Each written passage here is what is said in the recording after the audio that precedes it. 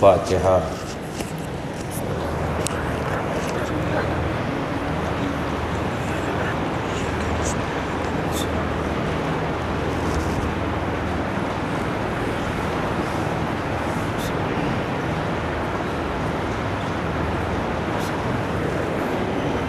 اعوذ باللہ من الشیطان الرجیم، بسم اللہ الرحمن الرحیم۔ الحمد لأہلہ والصلاة علی اہلہا، اما بعد فقد قال اللہ الحکیم فی کتابہ الکریم، وہو اصدق الصادقین وقولہ الحق۔ بسم اللہ الرحمن الرحیم۔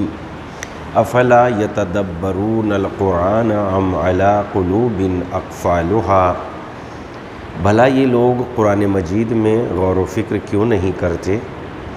کیا ان کے دلوں پر تالے پڑے ہوئے ہیں؟ عبرتوں سے نصیحت کیوں حاصل نہیں کرتے؟ ہر روز انسان دیکھے تو ہر قدم پہ عبرتیں ہی عبرتیں ہیں، اور ہر لمحہ زندگی کا ایک موت کی طرف بڑھ رہا ہے۔ تو اس لیے سورہ مبارکہ واقعہ کے بعد سورہ مبارکہ رحمان کی گفتگو کر رہے ہیں، جس میں اللہ نے اپنی نعمتوں کا تذکرہ کیا تاکہ بندہ متوجہ ہو کہ اس کے لیے کیسی کیسی نعمتیں خداوند عالم نے خلق کی ہیں، اور اتنی بے پناہ نعمتوں کے ہونے کے بعد بھی انسان گمراہ ہو جاتا ہے، حقیقت کی تلاش نہیں کرتا، مغرور ہو جاتا ہے، اور جس مالک نے اتنی نعمتیں دی ہے اسی کا انکار کرنے لگتا ہے۔ تو انسان اپنے ضمیر سے، گویا اللہ نے اس کے ضمیر کو ابھارا ہے کہ آخر تمہارے انکار کرنے کی وجہ کیا ہے؟ کیسی کیسی نعمتیں ہیں، کیا تم نہیں سوچتے؟ اب قرآن سورہ مبارکہ میں رحمان بسم اللہ کے بعد الرحمن، رحمان علم القرآن، جس نے قرآن کی تعلیم دی، خلق الانسان، جس نے انسان کو پیدا کیا، بنایا، خلق کیا، علمہ البیان، جس نے انسان کو بولنے کی، بیان کی تعلیم دی، الشمس والقمر بحسبان، چاند اور سورج منظم حساب کے تحت گردش کر رہے ہیں، والشجر والنجم والشجر یسجدان، اور ستارے، نجم اور درخت اس کی بارگاہ میں سجدہ کر رہے ہیں، یسجدان، دونوں کے دونوں سجدے میں ہیں۔ اب یہاں بہت توجہ سے اگر ہم دیکھیں کہ اللہ کی جو نعمت، جس میں چاند اور سورج کا تذکرہ کیا ہے، پہلے تو ان کا باریک نظام، بغیر نظام کے چاند سورج گردش نہیں کر رہے ہیں۔ اس نظام کی طرف توجہ کرے کہ اگر سورج اپنے جگہ سے 1 انچ آگے بڑھ جائے تو یہ پوری کائنات مردہ ہو جائے گی، اور اگر 1 انچ اپنی جگہ سے پیچھے ہٹ جائے تو بھی یہ کائنات زندہ نہیں رہ سکتی۔ اور پھر اس نعمت کو اس طریقے سے سمجھیں کہ اس کائنات میں جتنی بھی حرکت ہیں، جتنی بھی جنبش ہے، جتنی بھی حرکتیں ہیں، وہ سب اس سورج کی برکت سے ہے۔ اگر کھیتوں میں اناج پیدا ہو رہا ہے تو سورج کی برکت سے، اگر سورج نہ آسمان پر چمکے تو کھیت غلہ نہیں اگا سکتے، اگر پیڑوں پر پھل پیدا ہو رہے ہیں، سیب کے پیڑ پر پھل ہے، سیب ہے، امرود کے پیڑ پر امرود ہے، آم کے پیڑ پر آم ہے، اگر کائنات کے اس آسمان پر یہ سورج نہ چمکے تو کوئی پھل پیدا نہیں ہو سکتا۔ تو ہماری اس دنیا میں جتنی بھی جنبش ہے، جتنی بھی حرکت ہے، یہ دنیا رواں دواں ہے، یہ لائٹ نہیں بن سکتی اگر سورج نہ چمکے، اس لیے کہ سورج چمکے گا نہیں تو سمندر میں بخار پیدا نہیں ہوگا، حرارتیں پیدا نہیں ہوگی، حرارت پیدا نہیں ہوگا تو پانی میں اچھال پیدا نہیں ہوگا، پانی میں اچھال پیدا نہیں ہوگا تو یقیناً حرارت کی بنیاد پر ہی تو یہ لائٹ بنتی ہے۔ جب پانی میں اچھال پیدا نہیں ہوگا، موجیں نہیں بنیں گی، موجیں نہیں بنیں گی تو ہوا پیدا نہیں ہوگی، ہوا ویسے ہی پیدا نہیں ہو جاتی، ہم کھا رہے ہیں یہ الگ مسئلہ ہے، لیکن سمندروں کی موجوں کی بنیاد پر ہوائیں پیدا ہوتی ہے، سمندروں سے ہوائیں وجود میں آتی ہیں۔ تو اگر سورج نہیں چمکے گا تو بخار پیدا نہیں ہوگا، بخار پیدا نہیں ہوگا تو ہوائیں نہیں چلے گی، یعنی اس پوری کائنات میں جتنی بھی جنبش ہے وہ صرف اور صرف اس سورج کے چمکنے کی بنیاد پر ہے۔ اس کے بعد مثلا سورج چمکا، بخار پیدا کیے، برسات کا موسم آیا، گرمی پیدا ہو گئی، گرمی میں جو ہے یہاں تک کہ پروردگار عالم نے برسات کا موسم بنایا، سمندروں سے پانی اٹھا، برسات برسی، اس برسی ہوئی برسات سے زمین پر سبزہ لہلہایا، گھاس پیدا ہوئی، جانور نے اسے چرا، اس کے تھنوں میں دودھ پیدا ہوا، انسان نے دودھ سے سیراب پروردگار ہے۔ یعنی اگر یہ سورج نہ ہو تو نظام کائنات جس میں ہم زندگی گزار سکتے ہیں چل ہی نہیں سکتا۔ ایک نعمت کی جب اتنی برکت ہے ذرا غور کریں تو یہ ساری کائنات کیا ہمارے سجدے سے اس کا شکر ادا ہو سکتا ہے؟ ایک سورج، ایک ہی شعاع، اور پھر اتنی بات نہیں ہے، سورج کے نیچے پروردگار عالم نے اوزون بچھایا ہے، ایک پردہ بچھایا، ایک حجاب رکھا ہے۔ اس حجاب کا کمال یہ ہے کہ وہ نیچے وہی شعاعیں بھیجتا ہے جو ہماری زندگی کے لیے بہتر ہوتی ہیں،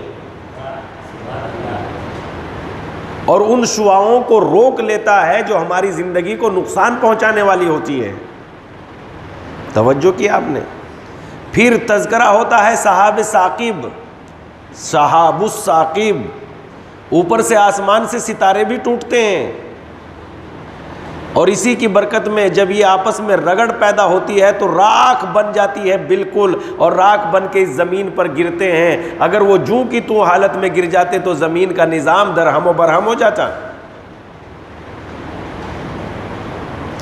پھر اس سے چھن کے جو شعاعیں آتی ہیں وہ سب سبزیوں پہ پڑتی ہیں، اور ذرا دیکھیے ایک ہی شعاع سے پیدا ہونے والی سبزیاں، پھل، الگ الگ ذائقے ہیں، الگ الگ وٹامین ہے، اور انسان میں وہ سارے وٹامین انسان کو ضرورت ہے۔ سیب کھائیے تو آپ کو سی کا وٹامین مل جائے گا، فلاں چیز کھائیے تو آپ کو ڈی کا وٹامین مل جائے گا، اور اللہ نے ایک سورج کی شعاعیں سے یہ سارے وٹامین پیدا کر دیے، یہاں تک کہ اگر آپ دھوپ میں بیٹھ جاؤ تو یہ سورج کی گرمی آپ کو بھی وٹامین دیتی ہے۔ بہت سارے لوگوں کی ہڈیوں میں درد ہو جاتا ہے تو ڈاکٹر انہیں بتاتے ہیں صبح کی دھوپ کھاؤ۔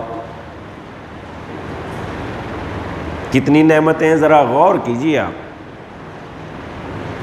کتنی نعمتیں اللہ نے اس سورج میں رکھی ہیں۔ سورج صبح کی دھوپ کھائیے، مزدور کا بدن اور دھوپ میں نہ رہنے والے انسان کے بدن میں زمین و آسمان کا فرق ہوتا ہے، وہ مضبوط ہوتا ہے، اور یہی بات امام نے بھی فرمائی ہے، شجر سبزے میں پننے والی، باغ میں چمن میں پننے والی لکڑیاں کمزور ہوتی ہیں، پہاڑوں پہ پیدا ہونے والے درخت مضبوط ہوتے ہیں، اس لیے کہ ان کو نرم و نازک انداز سے پروان چڑھایا گیا ہے۔ انہوں نے طوفان، ہواؤں کے طوفان جھیلے ہیں، جو مصیبتیں جھیلتی ہیں وہ مضبوط رہتی ہیں لکڑیاں۔ اور پھر امام فرماتے ہیں ان چمن کی لکڑیوں کو، اگر اس سبزے کی لکڑیوں کو جلائیں گے تو جل بھی ایک دم جائیں گی اور پھر آگ بھی ان کی ختم ہو جائے گی، لیکن پہاڑ کے لکڑوں کو اگر جلاؤ گے تو جلیں گے بہت دیر میں، لیکن آگ بھی بہت دیر تک باقی رہے گی۔ تو پتہ لگا مصیبت میں بھی اللہ کا انعام چھپا ہوا ہے، مصیبت میں اللہ کا انعام چھپا ہوا ہے۔ تو اس صورت میں یہ سورج جو ہماری کائنات میں چمک رہا ہے، اس کے فضائل، اس کی بے پناہ برکتیں، اس کی بے پناہ نعمتیں اگر ہم سوچیں، بارش اسی کے ذریعے سے وجود میں آتی ہے، ہوا اسی کے ذریعے سے وجود میں آتی ہے، گائے بھینس بیل بکریاں سب اسی کے ذریعے حرکت کرتے ہیں۔ خود ہمارا وجود زندہ نہیں رہ سکتا اگر سورج نہ ہو، یہاں تک کہ جب بارش برستی ہے تو اس زمین کے اندر کوئلہ بھی اسی بارش سے پیدا ہوتا ہے، گویا سورج کی مرہون منت ہے۔ کوئلے کے کانوں میں ہیرے پیدا ہوتے ہیں، گویا سورج کی مرہون منت ہے۔ یہ پوری کائنات جس میں ہم زندگی گزار رہے ہیں، جسے نظام شمسی کہتے ہیں، اور اس کے بعد پھر چاند کا تذکرہ کیا ہے۔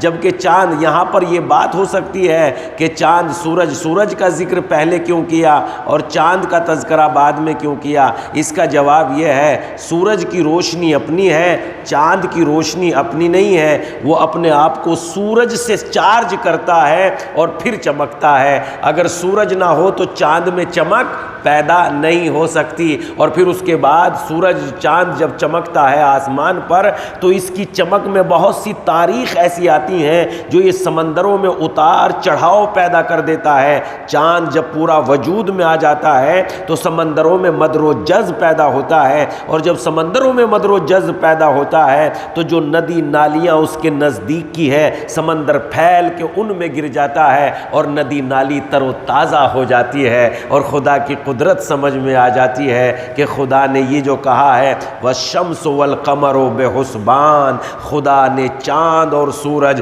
بالکل ایک منظم حساب کے تحت چل رہے ہیں۔ اور پھر کہتا ہے قرآن مجید میں والنجم والشجر یسجدان، اور جو ہے شجر اور ستارے یہ اللہ کی بارگاہ میں سجدہ ریز ہیں، یعنی سجدہ کر رہے ہیں۔ یہاں پر جو یہ نجم کہا ہے، نجم ستاروں کو کہا جاتا ہے، لیکن ستارے کو نجم اس لیے کہا جاتا ہے چونکہ وہ آسمانوں پر طلوع کرتا ہے، مگر نجم اس گھاس کو بھی کہا جاتا ہے جس میں تنا نہیں ہوتا۔ گھاس کی شجر کی دو قسمیں ہیں، ایک وہ جس کا تنا مضبوط ہوتا ہے اور ایک وہ جس کا تنا مضبوط نہیں ہوتا۔ مثلا جیسے گیہوں ہے، اس کا تنا کتنا کمزور ہے، جیسے گھاس ہے، سبزہ ہے، اس کا تنا کتنا کمزور ہے۔ لیکن کچھ درخت وہ ہوتے ہیں جن کا تنا مضبوط ہوتا ہے، جیسے لیمڑے کا پیڑ ہے، کتنا اس کے آپ میں تنا مضبوط ہوتا ہے، اور دوسرے بہت سارے۔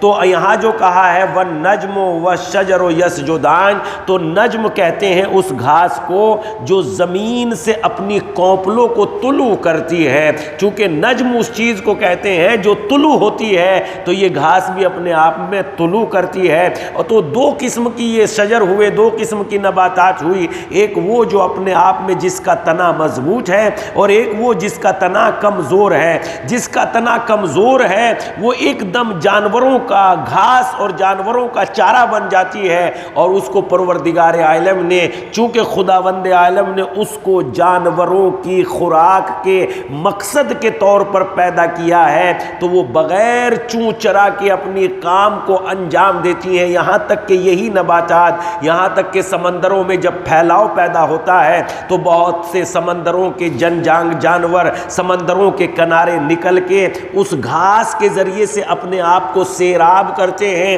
اور اپنی غذا کو قرار دیتے ہیں۔ گویا قدرت آواز دے رہی ہے کہ کچھ وہ درخت جن کے تنے کمزور ہیں، وہ مثلا انسانوں کی غذا کے کام آتے ہیں، جیسے گیہوں ہے، تنا کمزور ہے، انسان کی غذا تیار کر دی۔ اور ذرا سوچیں، انسان کی غذا میں جو اللہ نے رکھی ہے وہ بالکل ایک دم عظیم غذا قرار دی ہے، اور جانوروں کی غذا کو خداوند عالم نے بالکل ان کے مزاج کے مطابق گھاس اور پھوس کو قرار دے دیا ہے۔ اور ساری کائنات یہ خدمت کرنے کے بعد گویا انسان کو تیار کر رہی ہے۔ انسان کی غذا جیسے کھجور ہے، مگر ایسی لپٹی ہوئی بہترین پاک و صاف غذا جیسے اخروٹ ہے، ایسے اپنے آپ میں لپٹی ہوئی تاکہ انسان کو مکمل طور پر امام نے بھی ایک جگہ یہی کہا ہے، اے انسان اگر تجھ میں عقل و شعور ہوتا، یہ پتے جو اپنی پھلوں کو سنبھال کے رکھتے ہیں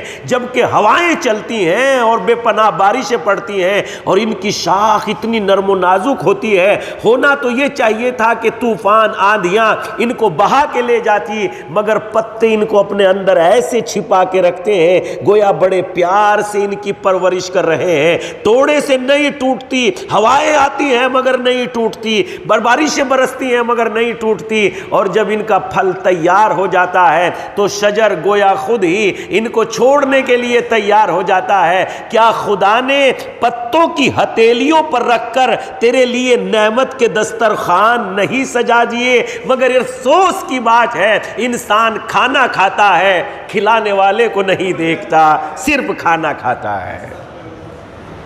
محمد والے محمد بابا سے برائن سلوات ہے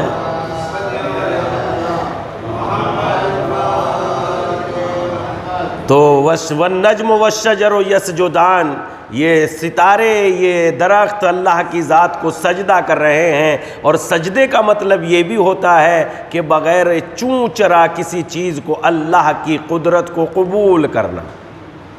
سجدہ فقط پیشانی کا زمین پہ رکھنا نہیں ہے، بلکہ اللہ کی قدرت کو، جیسے سورہ جمعہ میں ارشاد ہوتا ہے یسبح للہ ما فی السماوات و ما فی الارض، زمین و آسمان میں جو کچھ بھی ہے وہ اللہ کی تسبیح کر رہے ہیں، جانور اللہ کو سجدہ کر رہے ہیں، پرندے آشیانوں میں، امام زین العابدین کی حدیث ہے، اے پروردگارا پرندے آشیانوں میں، مچھلیاں اپنے سمندروں میں، اور صحرائی جانور اپنے جنگلوں میں تیری حمد و ثنا کرتے ہیں، تیری حمد و ثنا۔ تو ساری کائنات اللہ کی بارگاہ میں، تو انسان کو کئی مرتبہ ضمیر کے سامنے یہ باتیں پیش کی جا رہی ہے، بتاؤ مچھلیوں میں چارہ پیدا کرنے والا کون ہے؟ بتاؤ سورج کو نظام دینے والا کون ہے؟ بتاؤ یہ چاند کو منظم طریقے سے روشنی دینے والا کون ہے؟ بتاؤ یہ چھوٹی موٹی گھاس ان کے ذریعے سے جانوروں کے تھنوں میں دودھ پیدا کرنے والا کون ہے؟ بتاؤ شجر پہ بہترین پھل اگانے والا کون ہے؟ اتنی نعمتوں کے کھانے کے بعد بھی کیا تمہیں اندازہ نہیں ہے کہ مالک نے تمہیں کیسی کیسی نعمتیں دی ہے؟ اس لیے کہتا ہے رحمان علم القرآن، وہ رحمان و رحیم جس نے تمہیں قرآن کی تعلیم دی، خلق الانسان، انسان کو پیدا کیا، علمہ البیان، تمہیں بولنا سکھایا، الشمس والقمر بحسبان، سورج اور چاند کو بالکل منظم حساب کے تحت گردش دے دی، والنجم والشجر یسجدان، ستارے اور درخت اللہ کی بارگاہ میں دونوں سجدہ ریز ہیں۔ گویا اللہ نے اپنی نعمتوں کو پیش کیا تاکہ انسان سوچے کہ جس نے اتنی عظیم نعمت دی ہے اس کی مخالفت نہیں کرنی چاہیے۔ جس کا انسان نمک کھا لیتا ہے تو نمک حرامی نہیں کرتا، تو یہاں تو ایک نمک کی بات ہے، ہماری تو پوری زندگی اس کی نعمتوں میں سرشار ہے، تو پھر جو ہے ہم اس کی مخالفت کیوں کرتے ہیں؟ بات آگے شروع ہوگی، ابھی تو وہ بات آیت نہیں آئی، تھوڑی دن کے بعد انشاءاللہ آئے گی۔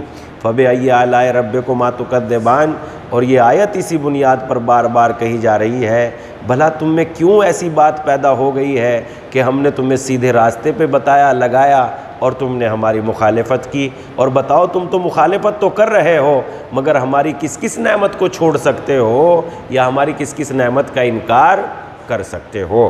پروردگارا تجھے واسطہ محمد و آل محمد کا تیری بارگاہ میں دعا ہے کہ مالک ہمیں قرآن کو پڑھنے سمجھنے کی توفیق عنایت فرما۔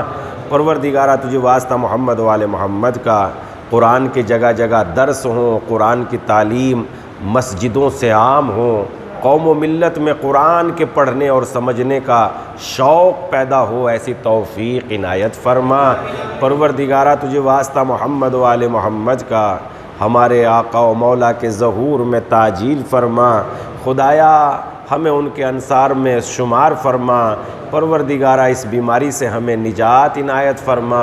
پروردگارہ زمانہ پورا شوب ہے، اس بیماری اس طوفان سے تمام انسانیت کو نجات عنایت فرما۔ ربنا تقبل منا انک انت السمیع العلیم۔ ایک مرتبہ سورہ حمد اور 3 مرتبہ سورہ توحید کی تلاوت فرما کر تمام مومن مومنات کی ارواح کو ایصال فرما دیجیے۔ بسم اللہ الرحمن